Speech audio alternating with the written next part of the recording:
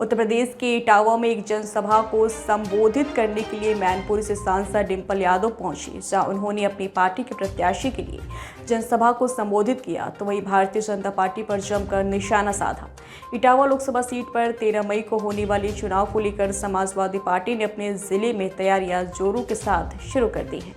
वहीं आज भरथना इलाके में एक जनसभा को संबोधित करने के लिए मैनपुरी से सांसद डिंपल यादव पहुंचे, जहां उन्होंने जनसभा को संबोधित करते हुए अपनी पार्टी के प्रत्याशी की जीत के लिए जनता से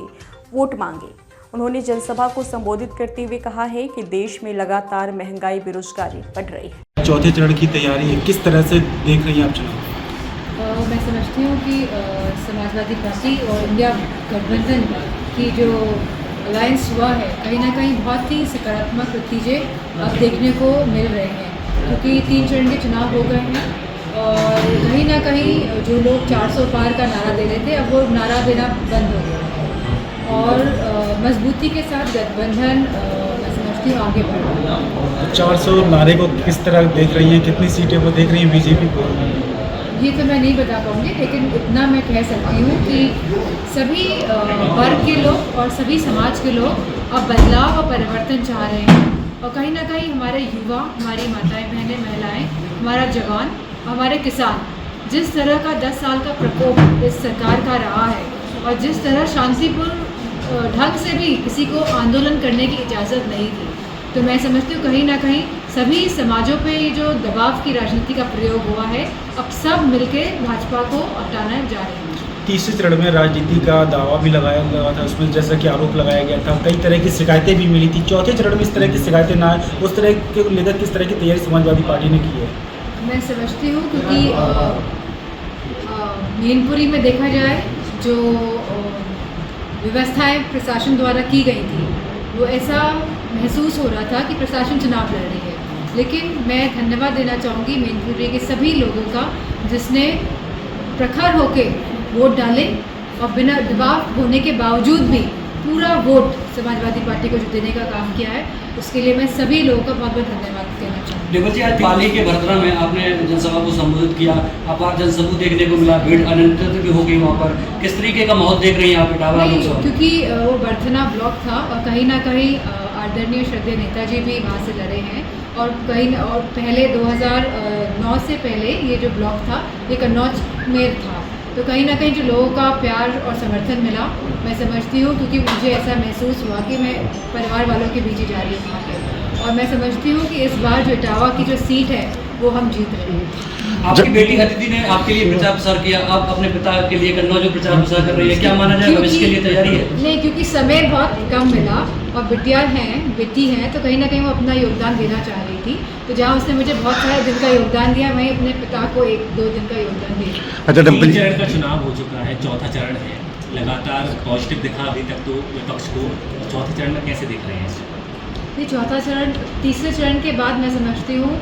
जो सीटों की जो बरसात है वो और डबल स्पीड पकड़ती नज़र आ रही है समाजवादी पार्टी के लिए और इंडिया गठबंधन के लिए। अरविंद केजरीवाल जी को आज जमानत मिल गई है। मैं सुप्रीम कोर्ट का धन्यवाद देना चाहूँगी, क्योंकि कहीं ना कहीं जो समय क्योंकि इसमें नहीं खींचा गया और पूरी परिस्थितियों को देखते हुए उन्हें जमानत मिली है और कहीं ना कहीं मैं समझती हूँ कि चुनाव पे भी इसका असर देखने को मिलेगा। 405 सीटों की बात की जा रही है लगातार भाजपा की तरफ से, लेकिन हेमंत बिस्व शर्मा जी हैं जो असम के मुख्यमंत्री हैं, वो कह रहे हैं 405 इसलिए चाहिए क्योंकि कहीं कांग्रेस या विपक्ष जो है वो दोबारा से बाबरी मस्जिद का पुनर्निर्माण करा सकते हैं। मैं समझती हूँ कि ये लोगों की मानसिकता को दर्शाता है कि किस तरह विभाजन की नीति को लेके ये पूरे देश का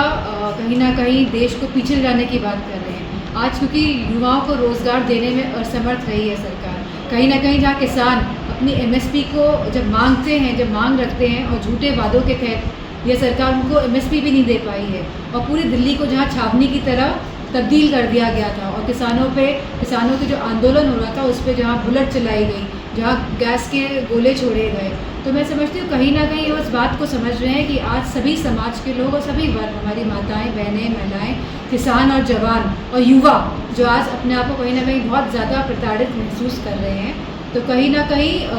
लोगों में आक्रोश भी है और लोग परिवर्तन और बदलाव के वोट डालने जा रहे हैं। अखिलेश जी ने कहा कि अगर इंडिया गठबंधन की सरकार बनती है तो अग्निवीर जैसी जो योजना थी उसे समाप्त कर दिया जाएगा। मैं समझती हूँ कि 4 साल की जो ये जवान थी, जो अग्निवीर योजना लेके आए थे, इनके मैनिफेस्टो में तो ये बात नहीं कही गई थी कि इस तरह की योजना लेके आएंगे। तो कहीं ना कहीं लोगों के साथ धोखा किया है सरकार ने, और सरकार आने में गठबंधन की और समाजवादी पार्टी की, तो सबसे पहले इस योजना को समाप्त किया जाएगा, अग्निवीर योजना को। 45 किलो की यूरिया की बोरी है जो खाद की, वो 45 किलो की हो गई है मैम। इस पर आप क्या कहना चाहेंगे? इसमें मैं समझती हूँ कि क्योंकि ये 45 की होगी, अब तो 10 किलो कम हो गया बोरी में,